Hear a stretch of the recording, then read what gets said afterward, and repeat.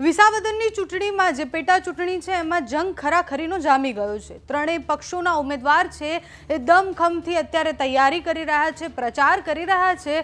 પ્રચારની વચ્ચે ઘણા બધા વાયદા પણ કરવામાં આવે છે। કિરીટભાઈ પટેલે તો કહી દીધું કે મને ધારાસભ્ય બનાવશો તો હું પેરિસ જેવા રસ્તા આપી દઈશ।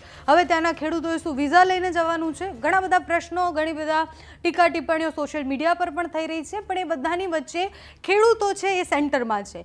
વિસાવદરની ચૂંટણીમાં ત્રણેય પક્ષને એવી ખબર પડી ગઈ છે કે જો અમારે જીતવું હશે તો ખેડૂતોને ખુશ કરવા પડશે, ખેડૂતોને રીઝવવા પડશે, અને એટલે ત્રણેય ઉમેદવાર જે છે એ ખેડૂતો પાસે જઈ રહ્યા છે, એમને અલગ અલગ વાયદા કરી રહ્યા છે।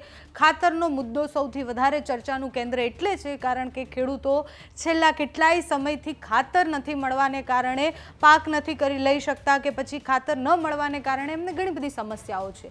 અનેક રજૂઆતો થાય, અનેકવાર નેતાઓ આવે, નેતાઓ એમ કહે કે ભાઈ ખાતર અત્યારના સમયમાં ન મળે એનાથી શરમજનક વાત શું હોય, અને એ મુદ્દાઓ ચાલતા રહેશે।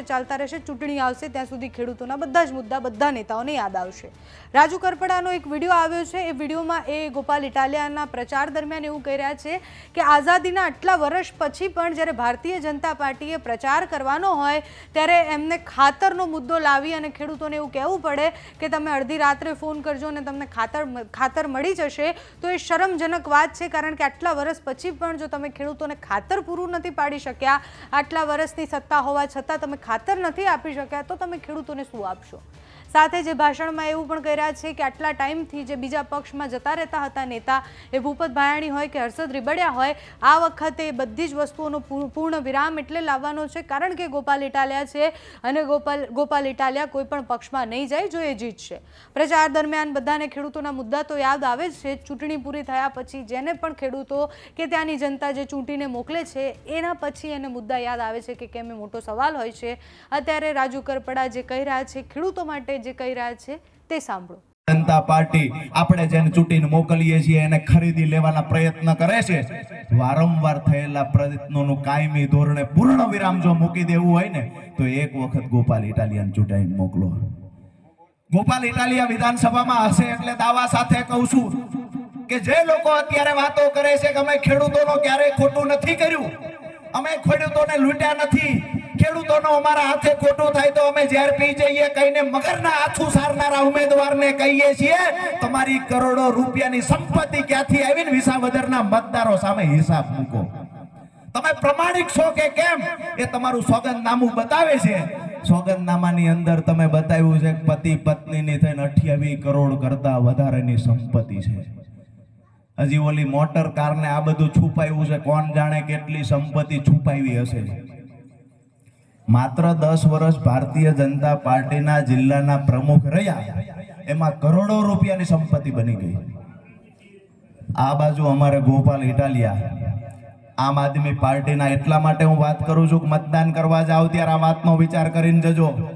આમ આદમી પાર્ટીના પૂર્વ પ્રમુખ, હાલ આમ આદમી પાર્ટીના રાષ્ટ્રીય નેતા ગોપાલભાઈ ઇટાલિયા લાંબા સમયથી ગુજરાતની અંદર નેતૃત્વ કરે છે। 2020 થી સતત જાહેર જીવનમાં છે, ખૂબ મોટો ચહેરો છે। આમ આદમી પાર્ટીએ ખૂબ મોટું પદ આપ્યું છે, પ્રદેશના નેતા બનાવ્યા, પછી રાષ્ટ્રીય નેતા બનાવ્યા, તેમ છતાં એ વ્યક્તિને આજે ઘરનું ઘર નથી। આનાથી મોટું પ્રમાણિકતાનું સર્ટિફિકેટ બીજું કોઈ ના હોઈ શકે।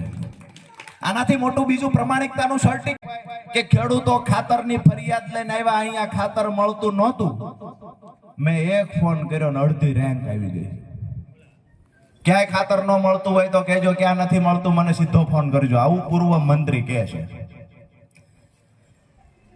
હંમેશા કહુઆવડની ઉજવણી કરવામાં સુપ્રસિદ્ધ થયેલી ભારતીય જનતા પાર્ટીને કોણ સમજાવે કે આઝાદીના 95 વર્ષ પછી જો ખાતરની જાહેરાતો કરવા આવવું પડતું હોય તો ડૂબી મરવું જોઈએ તમારે।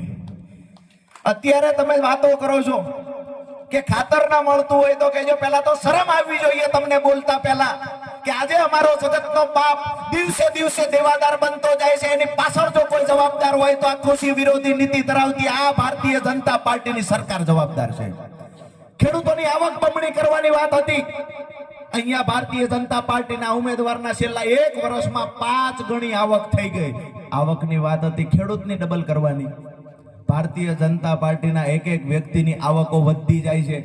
દબંગાઈ કરવામાં માથાભારે પોતે સાપ ધરાવશે એવા ઉમેદવાર અહીંયા ગોપાલભાઈની સામે લડવા માટે ઉતાર્યા છે. દાદાગીરી કરવાની, દબંગાઈ કરવાની, ખેડૂતોને લૂંટીને જે પૈસા ભેગા કર્યા છે, આ પૈસાથી ખેડૂતોને હજી દબાવવાના, મતદારોને દબાવવાના, બોગસ વોટિંગ કરવાના તમામ પ્રયત્નો આ ચૂંટણીમાં થવાના છે. પણ એક વાત ચોક્કસથી યાદ રાખજો, આ ચૂંટણી વિસાવદર વિધાનસભાની ચૂંટણી માત્ર વિસાવદરનું પરિણામ નથી નક્કી કરવાની. આ ચૂંટણી ભારતીય જનતા પાર્ટીને 2027માં ગુજરાતમાંથી ઉખાડી ફેંકવા માટેની ચૂંટણી છે. આ વાતને યાદ રાખીને મતદાન કરવા જજો. વિસાવદરની જંગમાં તમને કોણ દમદાર લાગે છે, શું લાગે છે, કોણ જીતશે, અમને કમેન્ટમાં જણાવો. અત્યારે આ વિડીયોમાં બસ આટલું જ. જો તમે અમને યુટ્યુબ પર જોઈ રહ્યા હોય તો સબસ્ક્રાઇબ કરજો, ફેસબુક પર જોઈ રહ્યા હોય તો ફોલો કરજો, અમારા આ વિડીયોને લાઇક અને શેર કરજો.